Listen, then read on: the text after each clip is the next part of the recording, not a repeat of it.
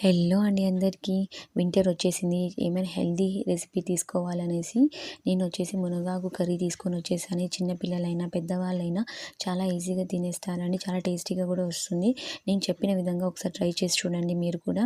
ముందుగా అయితే నేనైతే ఒక కప్పు మునగాకుని తీసేసుకున్నాను. బాగా వాష్ చేసి పెట్టుకున్నాను. తర్వాత వచ్చేసి ముందుగానే బాయిల్ చేసి పెట్టుకున్న ఒక కప్పు కందిపప్పుని తీసేసుకున్నాను. ఒక ఆనియన్ కట్ చేసి పెట్టుకున్నాను. మిర్చి ఒక 4-5 కట్ చేసి పెట్టుకున్నాను. కారం తినే వాళ్ళైతే ఒక 4-5 మిర్చీస్ వేసుకోవచ్చు.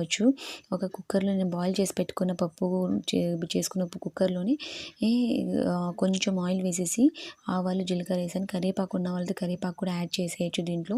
అది వేసిన తర్వాత నేనైతే కట్ చేసిన ఆనియన్స్ని ఇలా ఆయిల్లోనే వేసేసాను. తర్వాత పచ్చిమిర్చి వేసేసాను. కట్ చేసిన పచ్చిమిర్చి ఒక 2-3 సెకండ్స్ వదిలేసాక అందులో వాటర్ కన్సిస్టెన్సీ అనేది డ్రై అయిపోతుంది.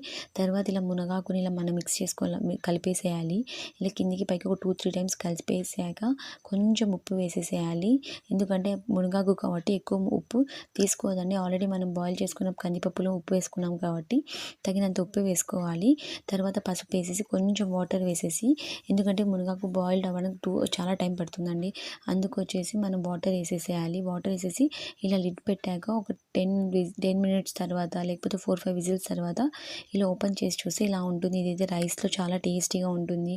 నెక్స్ట్ చపాతీలో వేసుకొని తినచ్చు. చిన్నపిల్లలకి వేడి వేడి అన్నంలో నెయ్యి వేసి ఇలా ముద్దపప్పులాగా కూడా వేసి తినిపించవచ్చు. చాలా హెల్దీ రెసిపీ.